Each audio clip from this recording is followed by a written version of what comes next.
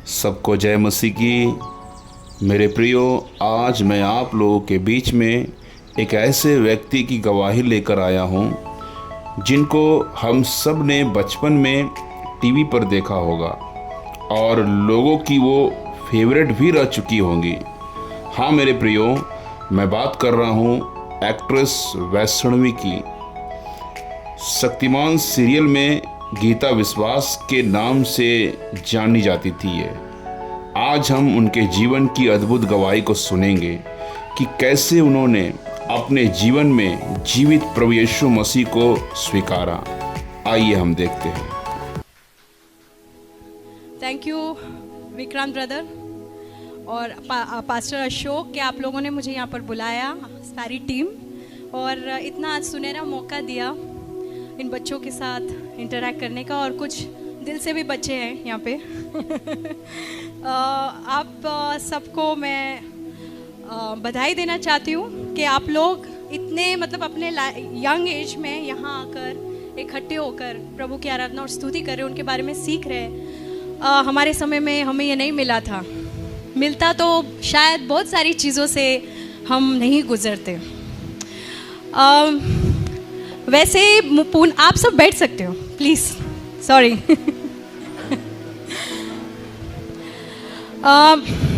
पूना से मेरा एक बहुत पुराना रिश्ता है। आप लोग की उम्र में आपसे थोड़ी छोटी भी थी मैं। यहाँ 13 साल के कोई है तो हाथ ऊपर ऐसे हाथ उठाओ। 13, 14 कौन है? हाँ, आपके एज की थी मैं जब मैं पूना आया जाया करती थी। और पूना के साथ मेरी बहुत सुनहरी यादें जुड़ी हुई है उस टाइम में। और शायद आज भी, मुझे नहीं पता, आज थोड़ा कमर्शियल हो गया है पूना, लेकिन उस टाइम में ना पूना बहुत ताज़ा रहता था, एकदम ताज़ी हवा पूना के साथ। तो पूना से मेरा एक लगाव है, एक प्यार है, और मुझे पूना के लोग भी बहुत अच्छे लगते हैं। लेकिन आज मैं उसके बारे में नहीं, आप सब मेरे बारे में तो जानते ही, और ज़रूरी नहीं है कि जानते हो। विक्रांत ब्रदर ने बताया मेरे बारे में, लेकिन हो सकता है बहुत लोग टीवी नहीं देखते हो। मैं टीवी और फिल्म एक्ट्रेस हूँ। और सबसे बड़ी बात, अभी हाल ही में कौन आया था? पास्टर तेजल नाडर। मैं उनके चर्च से हूँ। वो और उनके पति मेरे पास्टर हैं, और मैं बहुत भाग्यशाली हूँ कि मैं उनके परिवार का एक हिस्सा हूँ, उस देह का एक हिस्सा हूँ। आप सब भी उसी के हिस्से हो, बड़े देह के। लेकिन उस एरिया, उस चर्च में मैं जाती हूँ जहाँ पर मुझे बहुत कुछ सीखने को मिला, बहुत आशीष मिला, बहुत अभिषेक मिला। और जो कुछ भी मैं आज आपसे बांटने जा रही हूँ उसी का एक हिस्सा है। मेरे जीवन में जो कुछ भी हुआ वो भरोसे से बहुत जुड़ा हुआ है, इसलिए मैं आपके साथ भरोसे के बारे में कुछ बांटना चाहती हूँ। हम एक वचन देखेंगे, ओके? एक वचन देखेंगे नीति वचन में 3 में 5 से 6।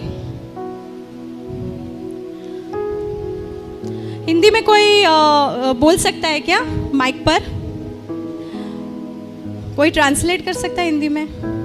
नीति वचन इंग्लिश में है, trust in the lord with all your heart and lead not on your own understanding, in all your ways submit to him and he will make your path straight.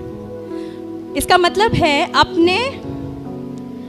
अपने हृदय में प्रभु पर पूरा भरोसा करो। कैसा भरोसा? पूरा भरोसा करो। और अपने सद्बुद्धि पर निर्भर मत हो, अपनी सोच पर निर्भर मत हो, अंडरस्टैंडिंग पर। और हर क्षेत्र में आपके जीवन में उसको समर्पित करो, यीशु को, परमेश्वर को, और वो आपके सारे रास्तों को सीधा करेगा। मैं ये आप लोगों के साथ क्यों बांट रही हूँ?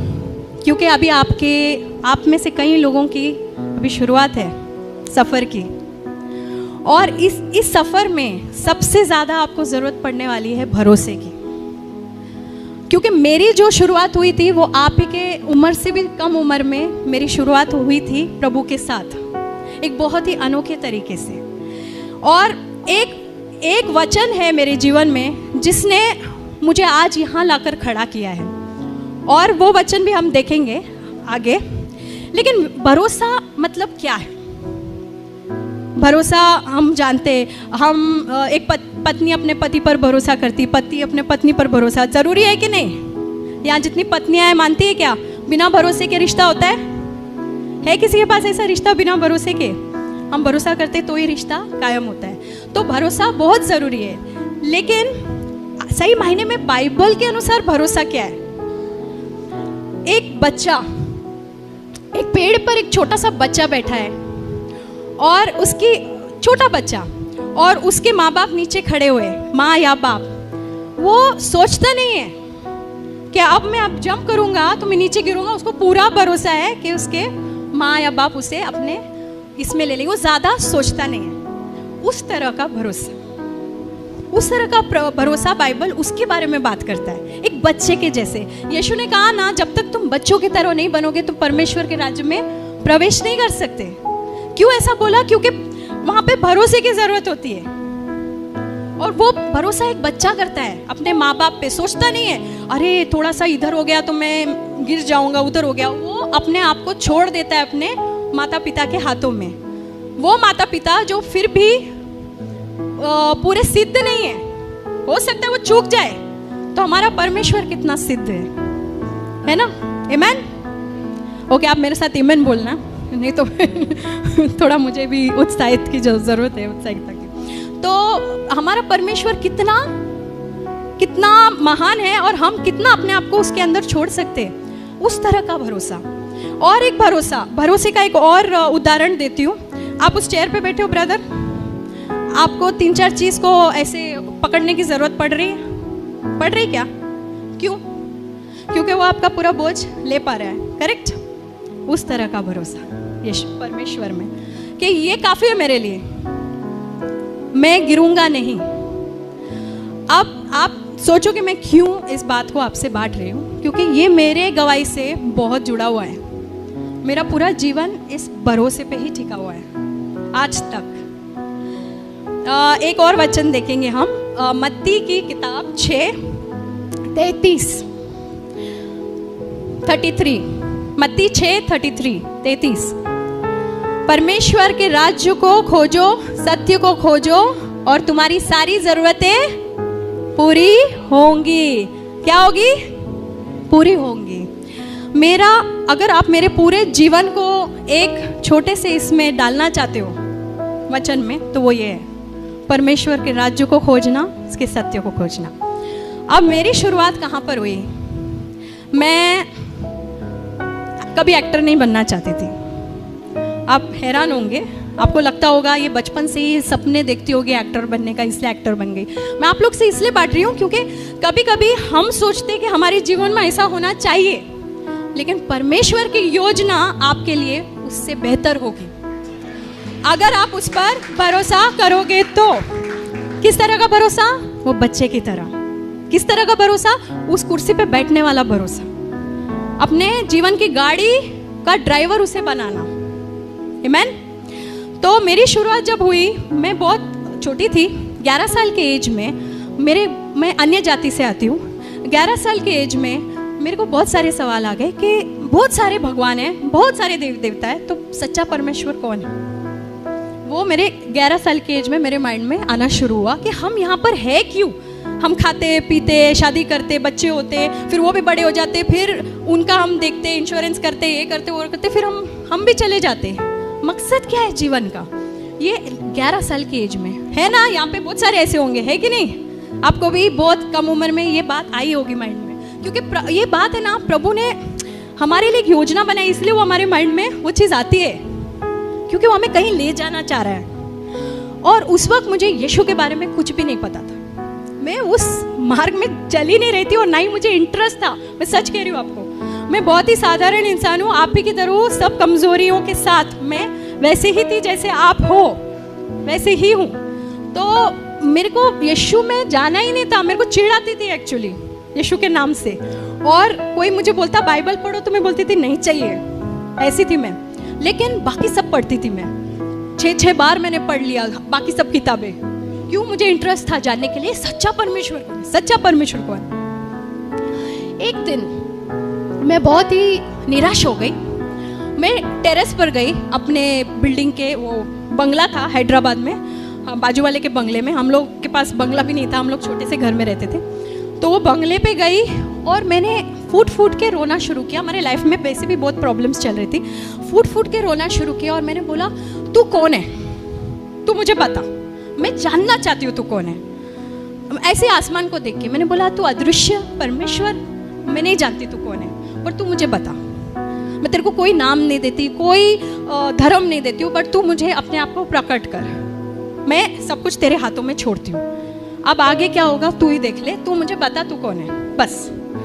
और मेरे को रातों को नींद नहीं आती थी इस बात को लेकर कि परमेश्वर कौन है एक्चुअली, वो एक जीवित परमेश्वर कौन है इतने सारे नामों में। और फिर ये मैंने बात उनके हाथों में छोड़ दी। मुझे साइंटिस्ट बनना था, पढ़ाई में बहुत रुचि थी मेरी, और हालांकि पढ़ाई में बहुत गैप्स आए प्रॉब्लम की वजह से। तो जब मैं 10वीं कर रही थी मुझे लगा कि मैं कॉलेज भी जाऊंगी। मेरा प्राइवेट 10th कर रही थी, मैंने फॉर्म्स भी भर दिए थे। ये जब मैं 16 साल की थी, ये तब की बात है। तब तक ये सवाल और भी गहरा होता गया। मैंने गॉड से टेरेस पर ये रो के पूछा। उसके 3 महीने के अंदर कुछ ऐसा बड़ा हादसा हुआ, मेरे पिताजी गायब हो गए। वो मुंबई में रहते थे, हमारे खर्चे के लिए यहाँ से मुंबई से हैदराबाद पैसे भेजते थे। उसी खर्चे पे, उसी पैसे पे हमारा घर चलता था, रेंट, खाना पीना जो भी है। मैं, मेरी मम्मी और मेरी छोटी बहन। अब वो कहाँ गायब हो गए पता नहीं, ना पैसे आ रहे ना फ़ोन आ रहा है। मुंबई फ़ोन कर रहे तो कुछ पता नहीं। ये 3 महीने के अंदर जो मैं टेरेस पे जाके यीशु से, परमेश्वर से, यीशु तो तभी पता ही नहीं था, परमेश्वर से मैंने बोला, तू मुझे रास्ता बता, तू कौन है। ये 3 महीने के अंदर ये सब कुछ होने लगा। मेरा SSC कंप्लीट हो गया, तब तक कॉलेज के फॉर्म्स भरने तैयारी हो रही थी।